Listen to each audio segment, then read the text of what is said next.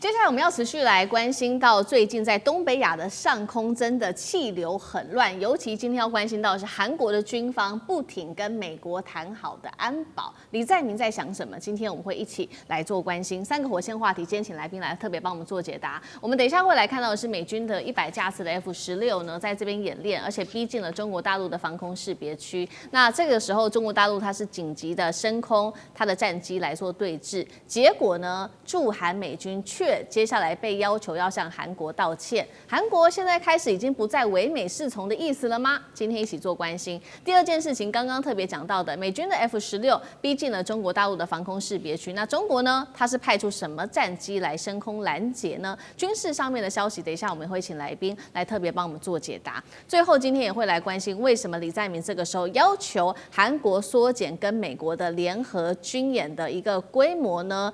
它是要重塑美韩之间的军事关系，还是在测试同盟底线？接下来美韩的长期军事合作会有什么样子的冲击？今天就这些议题，我们会一起来做关心。我们要特别来看到的是来自于韩联社这边做的披露，说呢，在2月18号的时候，还有19号的时候，我们看到这个驻韩的美军在黄海的上空进行了100架次的一个 F-16大规模的单独训练，逼近中国大陆它的防空识别区当中，中方是紧急派了他的战机升空，双方一度就因此在空中展开了对峙。针对此呢，韩国的国防部长立刻的去要求了驻韩美军司令针对这件事情来做道歉。那么也跟他表达了抗议，结果他确实，我们来看到驻韩的美军司令这位是布伦森，是确实是立刻向韩国道歉了。大家有时候觉得说这件事情很奇怪啊，美军在韩国的地盘上面为什么要跟韩国道歉呢？尤其过去依照的是这个美韩的安保条约，在战争发生的时候，韩军的指挥权是握在美军的手上的。那美军其实拥有高度的这个自主权。为什么这个时候好像看起来韩军可以压在美军的头，韩方可以压在美军的头上呢？而且时间点更敏感的事情是，李在明正在力推2028年他要收回战时指挥权。怎么看接下来美韩的安保出现了什么样子的变化？大使怎么看？对，其实美军跟这个韩军在韩国战场上的军事的动作跟相互的知会，跟谁指挥谁这一点是一个长期在争论的问题，这中间有模糊点，所以呢，事实上这些问题一直没有办法解决。韩国认为就是说，民间甚至军方人，你外国军队在我韩国，你要听我韩国人指挥，对，尤其在战时那可是美军说，根据安保条约，战时美军在韩国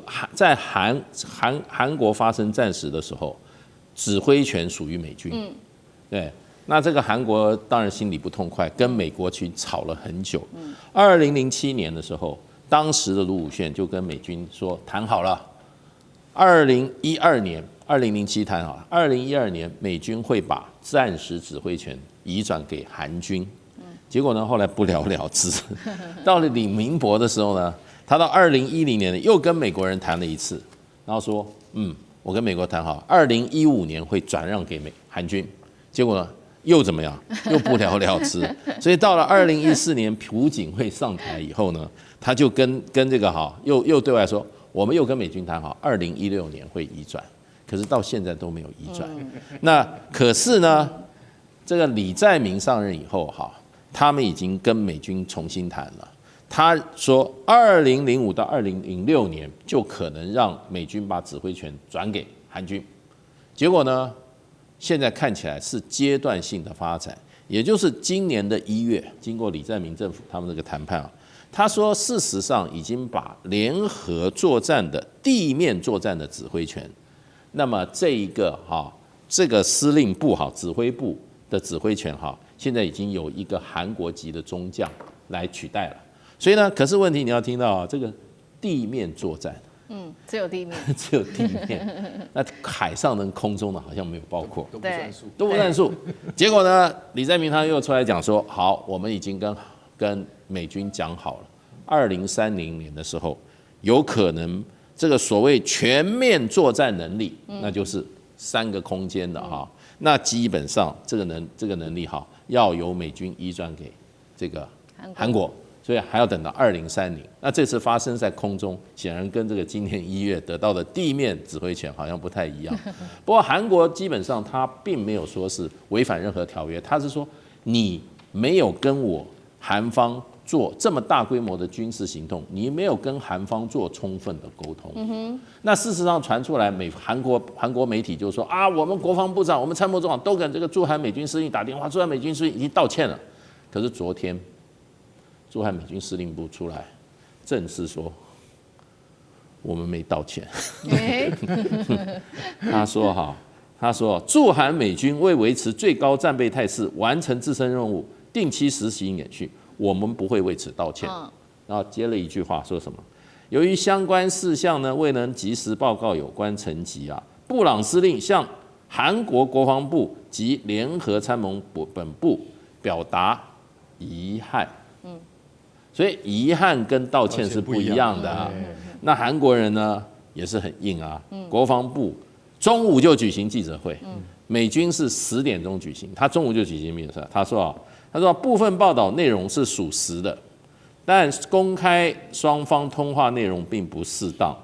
那么被外界认为韩方证实美军司令已经致歉，如今美方却否认此事，所以就变成就韩国方面呢，就基本上呢，他说我们不公布内容，对，可是呢确实有沟通，就这样，所以这个有一点点搞到现在罗生门了。不过这也反映出来，其实韩国的政策，还有韩国基本上对于美军在韩国的行动是有意见的。尤其这一次，他认为没有事先通知，引起双方可能的冲突大规模的冲突，而且是引起跟中国大陆的大冲突，他觉得不对。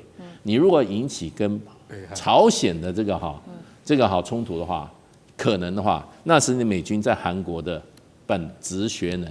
你现在呢？你不打朝鲜，你去打中国大陆，韩国人不同意。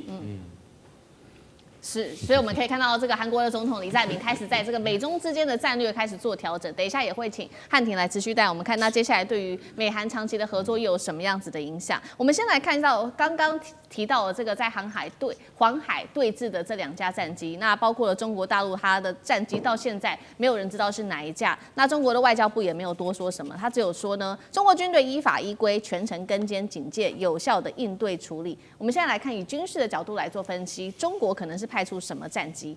干哥怎么看？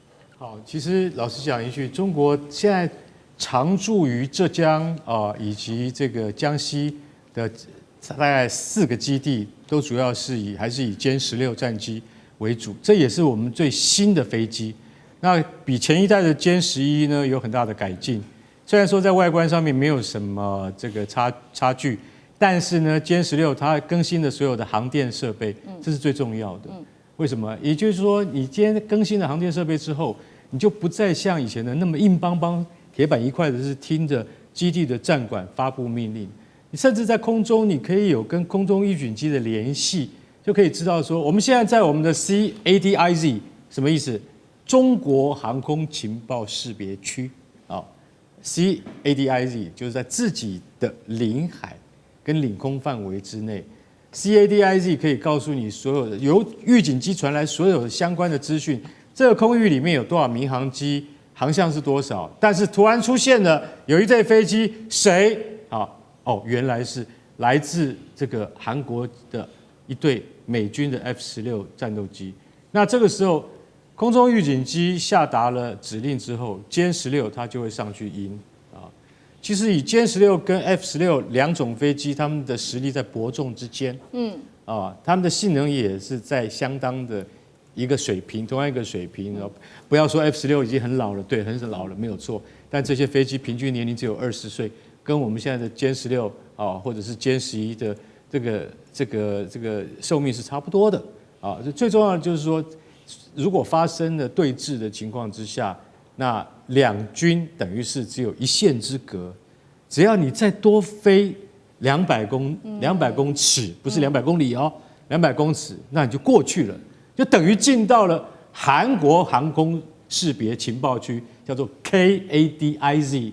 你只要飞进去了，那对不起，防空雷达就会警告，防空雷达开始警告，爱国者就会锁定你了哦，你会知道你被锁定了。为什么？因为你进到我的防空识别区来，那战机也一定会到你面前。可是这一次，我先跟各位讲，布朗森司令，刚刚大使讲说没有实际上的道歉，我跟各位讲，美军司令不会跟你道歉的。他是来帮你忙的，他就算做错了，他只能说 "It's a great pity"， 非常遗憾的。对，但是不会讲 sorry， 他不可能跟你说 sorry 的。我跟各位讲，这是你看得见的东西，这是2月18号你看见的东西，看不见的是他私底下调动 B2 跟 B1 这种隐形轰炸机的时候，他绝对不会告诉你的。Bronson 不可能告诉李在明，或甚至告诉安圭博韩国的国防部长说。我要调动一队 B2 来哦，可能会也是降落在你们的乌山基地，在哪里？京畿道的乌山基地，因为那是最大的基地。我还不会告诉你这些，等到飞机飞到你面前你就知道了啦，不可能会告诉你的。更不要讲间谍机，就比如说以前的 SR-71高空侦察机黑鸟，这些他们在行动中跟行动结束都不会告诉你的，所以千万不要以为美韩之间。他们有一些什么谅解跟备忘没有？我今天是来帮你忙的。4万美军驻扎在韩国的境内，就是在帮你打仗。你到底还要要求什么？不过应该有的外交的这些告知的话是会有的。是。可是，在军事行动上面的话，美国它一向都是独断独行的。老实讲一句，他也不会告诉台湾，他也不会告诉你韩国，他更不会告诉日本。为什么？因为它叫做美军，好吗 ？OK， 这样懂了吧？好，确实哦，这一次美国的战机在黄海这边跟中国大陆展开对峙，让韩国很不满，所以现在美韩的关系也开始出现一些变化嘛。因为在这一件黄海上面的对峙争议发生之后，我们来看到是朝鲜日报最新又在爆料，紧接着进入3月份了，本来要举行的这个本来要举行的这一场自由之盾联合军演，现在呢，韩方呢因为要求要大幅缩减规模，因此呢。跟美国没有共识，已经被迫要推迟了。李在明也给出一个理由，他说，理由呢，就是因为今年是南北韩和平共处的第1年，那美国也很尴尬。他说呢，我已经把我的人员啊、装备都全部准备好了，你在这个时候却临时要这个缩编，等于是美国被打脸，但是他也怎么办呢？也只能无奈表示没有办法，表示惊讶。那接下来对于这个长期的美韩合作是否已经开始出现了一些变化？李在明在想什么？汉庭怎么看？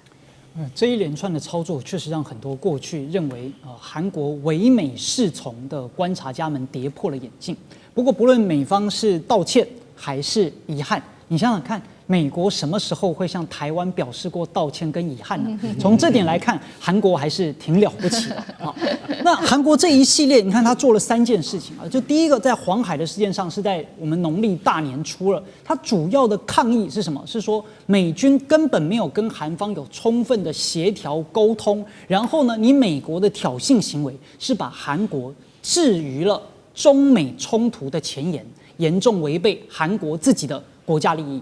而这个抗议在整个韩美同盟历史上非常罕见，因为过去呢，韩国对美军的做法往往就是默许或者事后解释，从来没有抗议。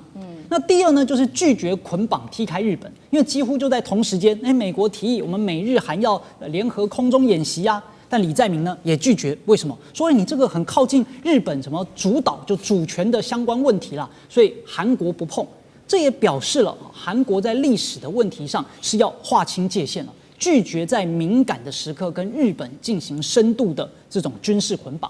再来第3，就前面所提到，本来要在3月9号举行的自由之盾联合军演，李在明说：“哎呀，今年是南北韩和平共处元年呐，所以我们这些就减少啦。”所以美方呢也就推迟。为什么李在明敢接连对美国出招？其实是多重考虑。第一个，他的内政扫清了障碍，执政根基非常的稳固。我们都知道，这个前总统尹锡悦已经被判无期徒刑了，整个保守派的势力受到了重挫。李在明呢，扫除了国内最大的政治对手，所以他也能够摆脱前任这一种亲美亲日的外交路线。所以他就可以推行自己的战略自主啦和国家利益优先的主张。那目前为止，他的外交政策支持率也高达了58%，远超过尹锡悦只有32%。第二呢，就现在它的经济问题才是最重要的嘛，所以它必须要去修复跟中国大陆的关系，所以它呢，把今年它的这个去首访目的地就是中国大陆，也带领了庞大的经济代表团，所以在这个状态之下，韩国就不愿意配合美国去进行一些可能会刺激到中国大陆的军事挑衅。那再来第三，李在明核心关心的是半岛的稳定。不是要被美国绑上印太战略去对抗中国大陆，所以美军不论是在黄海啦，然后或者是什么要求韩国的这个美军要承担第一岛链，遏制中国大陆的任务，这对李在明来说不是我重要的事情，我在意的是北韩啊，对吧？我在意的不是中国大陆啊，所以他强调在同盟当中不能被牵连，但也不能够被放着不管，所以要加上一个所谓的安全法。好，所以这就是他的一些这个主张跟作为。那因此，在未来的状态之下，那美国的布局呢就会受到了一定的打击。好，谢谢汉庭。那我们休息一下，马上回来。地缘政治、美中之争、战略价值、强权崛起、小国生存，现在与未来洞悉事件走向，掌握世界脉动，全球观点。